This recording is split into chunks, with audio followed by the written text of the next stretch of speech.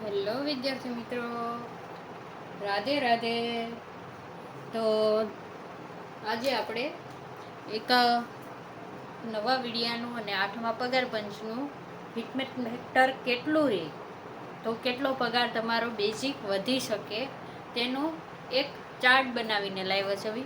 જો તમને આ વિડીયો સારો લાગે ને વિદ્યાર્થી મિત્રો, તો એક લાઈક કરી દેજો, ચેનલને સબસ્ક્રાઈબ કરી દેજો, ને જો તમને આમાં ઇન્ફોર્મેશન સારી લાગી હોય તો કમેન્ટ કરવાનું ના ભૂલતા. તમારી કમેન્ટથી અમારા વિડીયો બનાવવાને મોટિવેશન મળે છે. બરાબર, તમારા માટે આવી નવી માહિતી અમે લાવતા રહીશું.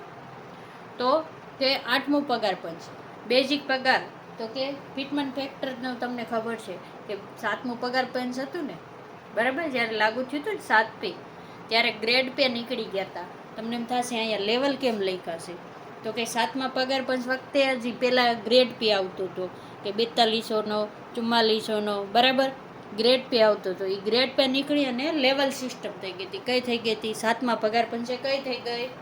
તો કે લેવલ સિસ્ટમ. જો અહીંયા આપણે લખીએ છીએ 7મું પગાર પંચ,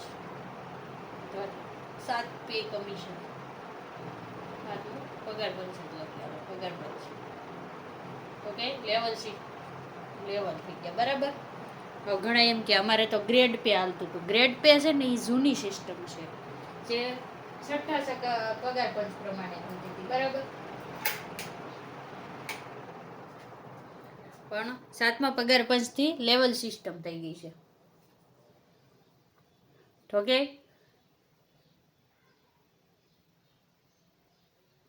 લેવલ સિસ્ટમ છે.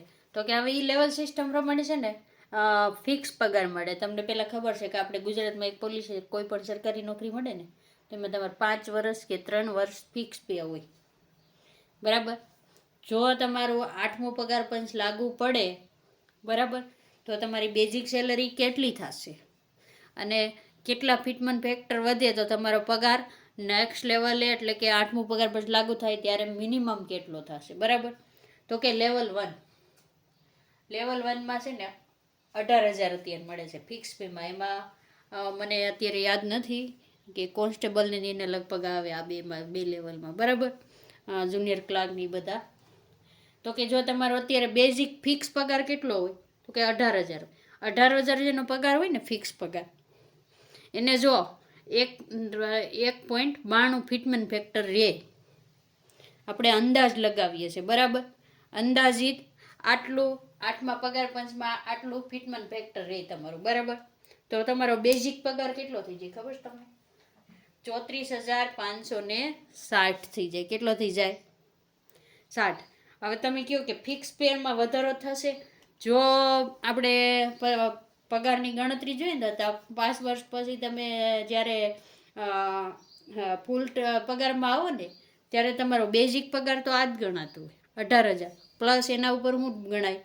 ડીએ ગણાય ને, પછી વાહન ભાડું ને મેડિકલ ને બધું પછી એમાં ઉમેરાતું જાય. પછી ડીએ જેટલું હાલતું હોય એટલું. જો તમને અત્યારે 8મો પગાર પંચ આવશે તો ડીએ વધારવા માટે તો વર્ષમાં 2 વાર વધે છે. અને હમણાં જ તમે જુઓ તો 2% વધ્યું, 1 જાન્યુઆરીથી લાગુ કરવામાં આવ્યું હતું. બરાબર, લાગુ અત્યારે થયું, પણ પગાર છે જે એરિયસ તરીકે 2%નો આ મે મહિનામાં બધાને મળશે. બરાબર. તો કે ડી એટલે મોંઘવારી ભથ્થું હો પાછું. તો કે મોંઘવારી ભથ્થું છે ને વર્ષમાં 2 વાર વધે અને મિનિમમ 3% વધે છે. 2 થી 3% વધીને ક્યારેક 4% પણ વધી જાય છે. એટલે એ તમારા પગારમાં 4%નો વધારો થાય. અને એના માટે શું હોય કે તમારો બેઝિક પગાર હોય ને, આ બેઝિક પગાર એના માનો કે આપણે અત્યારે 2% વધ્યો તો કે કેટલું થયું? ડીએ કેટલું થયું અત્યારે? તો કે 60% થઈ ગયું. તો આ પગારના તમને 60% કાઢી નાખવાના. કેટલા કાઢી નાખવાના? પગારના 60% કાઢો ને એટલે તમને ડીએ મળી જાય. એટલે 18,000 છે તો 9,000 ઉપર થાય મિનિમમ. આપણે 50 લેખે ગણવી તો 9,000 થાય. પછી હાઉસ રેન્ટ એટલે કે ઘર ભાડું છે, પછી વાહનનું છે, એ બધું તમે એડ કરો ને એટલે તમારો 5 વર્ષ પછી તમને ટોટલ પગાર મળે. કેટલો મળે? ટોટલ. આપણે ગણતરી કરીએ એ કેની કરીએ? બેઝિક પગાર. બરાબર, બેઝિક પગાર એટલે કે આ 18,000 હતો એની જગ્યાએ જો ફિટમેન્ટ ફેક્ટર 1.92 રહેશ તો તમારો કેટલો થાય? 34,560 થાય. એની જગ્યાએ જો આ છે ને 2.7 ફિટમેન્ટ ફેક્ટર ક્યારે હતું? તો કે આ છે ને 7 પેમાં હતું. કેમ? 7મો પગાર પંચ. હવે તમને પૂછે કે 7મા પગાર પંચનું ફિટમેન્ટ ફેક્ટર 2.57 હતું. જો 8મા પગાર પંચમાં ઈનું ઈ રે ફિટમેન્ટ ફેક્ટર તો સેલરી કેટલી વધે? જેની 18,000 છે ને એની સીધી કેટલી થઈ જશે? 46,260. બરાબર. અને જો ફિટમેન્ટ ફેક્ટર 2.86 આવે બરાબર તો કેટલો મિનિમમ પગાર થઈ જશે? 51,480. પણ તમે 2 દિવસ ત્યાં ન્યૂઝ જોતા હશો કે 14 મે અને 15 મેમાં રેલવે યુનિયનવાળાને એને આપણે દિલ્હીમાં મીટિંગ માટે બોલાવેલા છે. આ વખતે કંઈક નવું થવાનું છે 8મા પગાર પંચમાં. જે 7મા પગાર પંચમાં છે ને ઘણી ભૂલો હતી તે હજી સુધી સુધરી નથી. પણ 8મું પગાર પંચમાં બધાને સાથે લઈને ચાલે છે. તો તમે ન્યૂઝ જોતા હોય ને તો તમને ખબર હશે કે મહારાષ્ટ્રમાં પણ બેઠક થઈ ગઈ. એટલે એને જે હોય ને એને બોલાવીને એની સાથે ચર્ચા વિચારણા થઈ ગઈ. અને આ રેલવે યુનિયનવાળાને પણ બોલાવ્યા છે. બરાબર. અને ગુજરાતમાં આવીને કોઈને જવું હોય તો પણ એ જઈ શકે, પણ પહેલાં લેખિતમાં દેવું પડે બધું. એને આપણે બહુ ઊંડાણમાં નથી જતા. બરાબર. તો હવે અહીંયા ચાર્ટ પ્રમાણે તમે જુઓ ને કે તમારા જો ફિક્સ પેમાં હોય અને તમને 8મો પગાર પંચ લાગુ પડે તો આમાં તમારી સેલરી રહે આટલું લાગુ પડશે તો આ પગાર થશે, 2.7 લાગુ પડશે તો આ થશે, ને 2.86 થશે તો એ થશે. અને જ્યાં લગીન મારી ગણતરી ચાલે ને ત્યાં લગીન આપણે જોઈએ કે 18,000 હોય ને એનો બેઝિક પગાર ફિક્સ પેમાં 34,560 થવાની પૂરી શક્યતા છે. શું કામે? તો કે 5 વર્ષ પછી એ જ તમારો બેઝિક પગાર કહેવાય. એના માથે જ તમને ડીએ મળે છે. તમે વિચાર કરી લેજો. અત્યારે નોકરી કરતા હોય ને એની પાસે જોઈ લેજો કે તમારો ફિક્સ પે કેટલો હોય? 18,000 હોય. બરાબર. પછી તમારે 5 વર્ષ પૂરા થાય ને એટલે એ 18,000 ઉપર જ તમને ડીએન બધું મળે છે. જો મેં જોયું છે ને ત્યાં લગીને. બરાબર. તો તમારા ફિક્સ પે વાળાની 8મા પગાર પંચમાં જેની 19,900 સેલરી હોય એની 38,208 મિનિમમ થઈ જાય 5 વર્ષ માટે ફિક્સ. જો એમ ચાલે તો મારી ગણતરી પ્રમાણે ચાલે તો આ હું તો સંભાવના કહું છું. જો આવું થશે જેવું હું કહી ના શકું. બરાબર. મારા હાથમાં નથી. બરાબર. તો કે 7મા પગાર પંચ પ્રમાણે ફિટમેન્ટ ફેક્ટર છે 2.57 રહે તો લેવલ 2 વાળા જેને 19,900 પગાર છે ને એનો સીધો કેટલો થઈ જાય? 51,143 થઈ જાય. અને 2.86 રહે તો કે 56,914 થઈ જાય. એવી જ રીતે 21,700 હોય તો એને મિનિમમ કેટલો થઈ જશે? તો કે 41,666. પણ જો 7મા પગાર પંચ પ્રમાણે આટલું જ વધે તો થઈ જાય 15,769. અને જો 2.86 વધે તો કેટલો થઈ જશે? 62,062 રૂપિયા. બરાબર. હવે સમજણ આવે છે તમને? તો કે લેવલ 4 તો કે આ વિદ્યા સહાયકને બધા હોય ને આપણે 1 થી 5માં પ્રાથમિક ટીચર એને આ પગાર હોય. આપણે જો ટેટ 1 ને ટેટ 2 ને સ્પેશિયલ બનાવીને એટલે કહું છું કે આપણો પગાર છે ને આ ગ્રેડમાં આવે. કેમ આવે? લેવલમાં અત્યારે ટૂંકમાં આમાં આવે. તો આપણો મિનિમમ છે ને 5 વર્ષ માટે ફિક્સ પગાર કેટલો હોય? 25,500.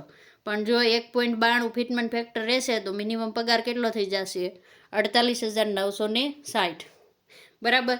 અને 2.57 વધે તો 65,535. અને 2.86 વધે તો 72,930. એવી જ રીતે તમે આ લેવલનું જોઈ લો. બરાબર. આ ગણતરી તમને આપેલી છે, મેં કીધેલી છે. એટલે આમાં આપણે બહુ ઊંડાણપૂર્વક જતા નથી. બરાબર.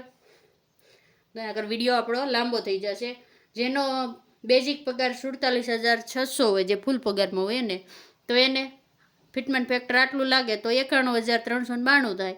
અને જો 7મા પગાર પંચ પ્રમાણે લાગે તો એ સીધા લાખેણા થઈ જાય. લાખ ઉપર પગાર એનો થઈ જાય 1,22,332.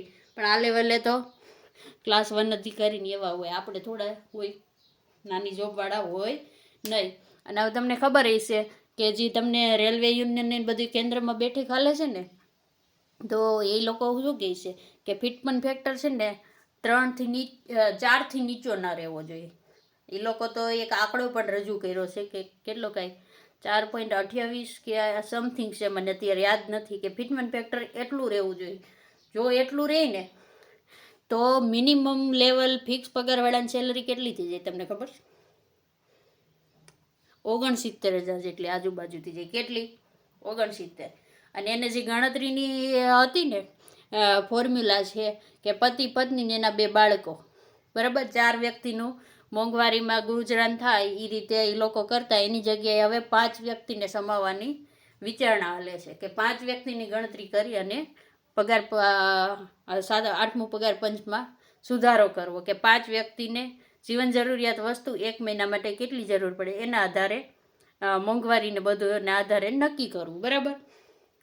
તો આ એક બેઝિક ગણતરી છે, એ પણ આપણી કરેલી છે, બરાબર. સંભાવના છે, અને તમે એ માનીને તો ચાલશો કે મિનિમમ ફિટમેન્ટ ફેક્ટર 1.92થી નીચે તો જિંદગીમાં નહીં આવે, બરાબર. એટલે જેની 18,000 છે ને એ અત્યારથી વિચાર કરીને હાલજો કે 8મું પગાર પંચ 2027માં લાગુ પડે ને તો તમારે મિનિમમ સેલરી આટલી થઈ જાય. ફિક્સ પે વાળા હોય એને, બરાબર, તમે જે ગ્રેડમાં આવતા હોય તો આપણે તો સ્પેશિયલ ટેટ 1ના ઝાઝા વિડીયો બનાવી છીએ, બરાબર. તો શિક્ષક મિત્રોને કહેવાનું કે તમારી સીધી કેટલી થઈ જશે? 48,960. જો મિનિમમ આનાથી વધશે જ 100%, કારણ આપણે મિનિમમ 1.92નો રેશિયો ગણી ના લઈને તોય એટલી થશે.